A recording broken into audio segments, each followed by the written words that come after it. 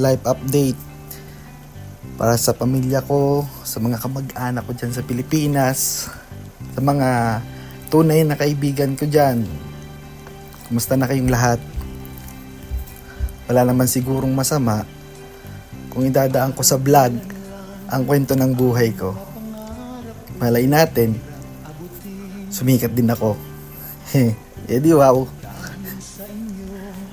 Alam kong marami pa ring tao ang matutuwa at maghahangad na umasenso ako. Maring hindi lahat, pero alam ko marami sila. Sabi nga nila, lalo na yung mga nagtatagumpay, sabi nila, hanggat may isang naniniwala sa'yo, may pag-asa. Saka mas maganda na rin yung maraming diskarte sa buhay para umasenso.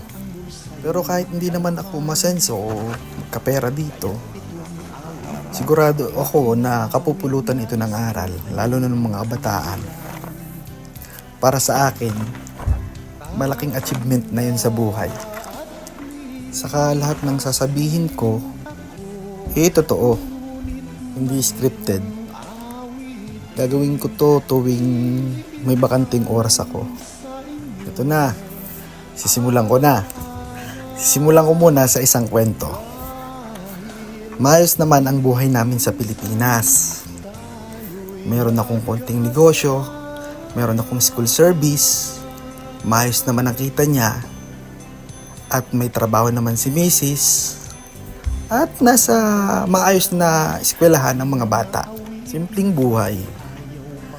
Pero sabi nga nila, kapag gusto mo raw magbago pa ang buhay mo, gusto mong may marating pa sa buhay, kailangang may gawin ka. Nung una, tutol na tutol talaga ako sa pagpunta dito sa Canada. Kasi napakarami kong dahilan. Yon, unang-una, wala naman akong tinapos. Puro simula ang aking nangyari sa akin. Nag-engineering ako, commerce, test na pa, basta kung ano-ano. Yun, sa madalit sabihin, napakarami kong sinayang na pera, panahon. Grabe. Sorry po. Tapos, ang hina ko pa sa English. Paano ako papasa ng interview kung mahina ako sa English? Ayun. Sabi nung kapatid ko, okay lang daw kasi mabait daw naman ako. Sabi ko, pwede gayon. Mahirap diya.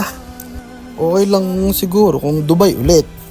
Kasi makapag-eling-eling ka lang doon.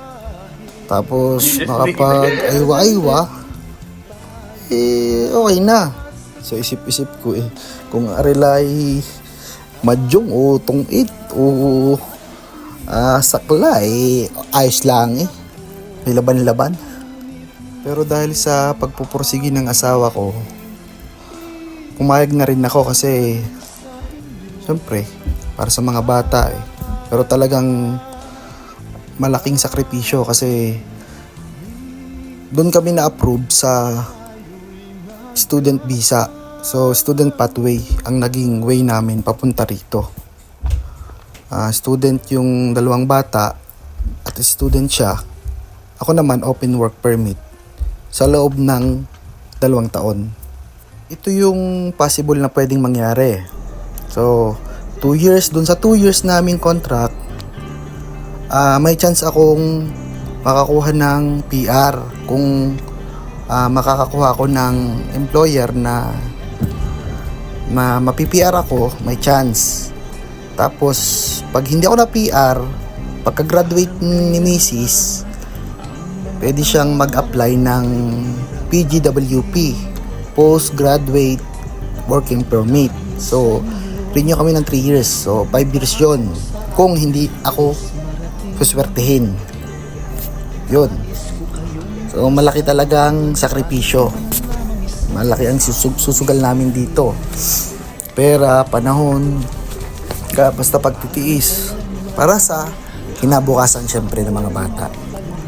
Yun, ito na. Syempre, sinuportahan ako ng pamilya ko, syempre ng inay, mga kapatid ko, at syempre Ang tatay, hindi mawawala ang tatay.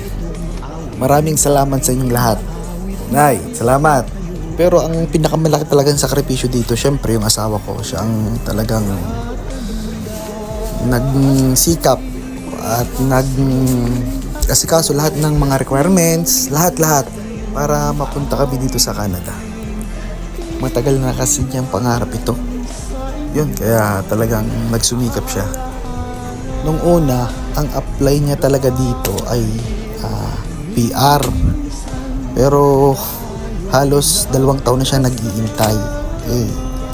Mabagal ang proseso. Kaya nag-student pathway na siya. Kaya yun, eto na. Approve na ang visa namin. As student visa sila at open work permit ako. Nagpa-book na kami ng November 4, 2023. Yun, hindi naging madali ang travel namin. Nakaka-stress kasi yung baggage namin nagka-problema. Tinimbang naman namin ng ayos, sinunod naman namin ang timbang, pero sa timbangan nila sobra ng tigda 2 kilo. Yun, 8 yun.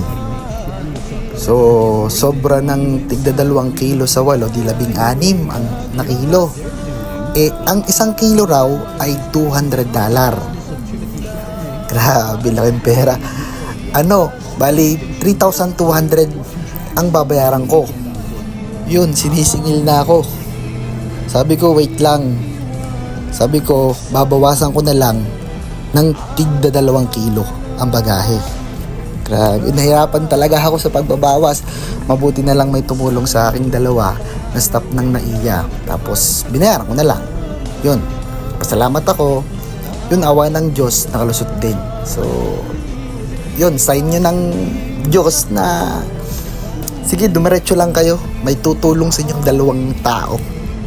Sa labig ng NAIA pinagpawisan talaga ako Buti na lang hindi pa nakakaalis yung aming yung naghatid sa amin.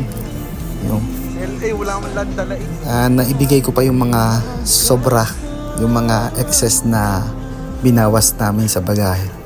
Yun, di okay na. Nakalampas na rin kami. Ang sunod na problema, pagdating namin ng Vancouver. Nagka-problema yung flight namin ng Vancouver to Edmonton. Wala man lang nag-asikaso sa amin. Kasalanan naman nila yon. Kami pa yung nag-asikaso ng mga paparibok. Sila yung nagka-problema. Wala man lang pagkain or matutulugan. Nako, doon na kami nagpalipas. Mabuti na lang may kumare kami na malapit doon. Pinuntahan kami, dinalang kami ng pagkain at inumin. Kumaring Rosalie, maraming salamat. Sign ulit yon ni Lord para tuloy lang kami, diretso lang kami. Nakapagpa-rebook na. Ang available lang ay may stopover.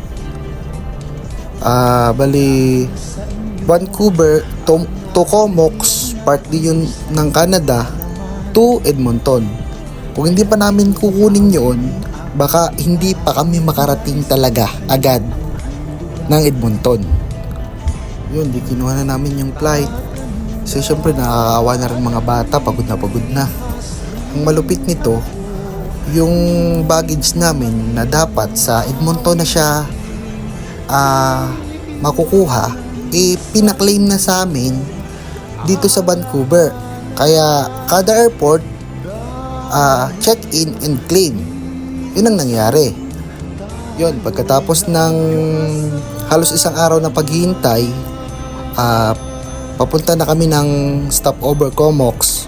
Bali Vancouver to Comox. Pagdating namin ng Comox, Diyos ko po, kinakabahan ako kasi parang walang tao, konti lang talaga. Tapos yung aeroplano namin sinakyan ang liit lang. Siguro, ewan ko kung ilan ang laman nun. Tapos parang, alam mo yun, parang talagang kakabahan ka sa airport nila. Parang kang nasa wrong turn. parang ang sarap nang bumalik kung malapit lang. Pero syempre, nagtiis kami. Yun, katapos ng halos isang araw na ulit na pag-iintay doon sa airport lang, sa wakas papunta na kaming Edmonton. Check-in ulit ng mga gamit. Imagine nyo yung mga gamit namin na yun, tapos yun, pagkarating ng Edmonton, medyo nawala na ang aming pag-aalala, lalo na nung makita namin yung bayaw ko, si Kuya Pantoy. Parang sarap sa pakiramdam na nakarating din kami. Bale, November 6 na kami dumating dito sa Canada. November 4 kami umalis ng Pilipinas.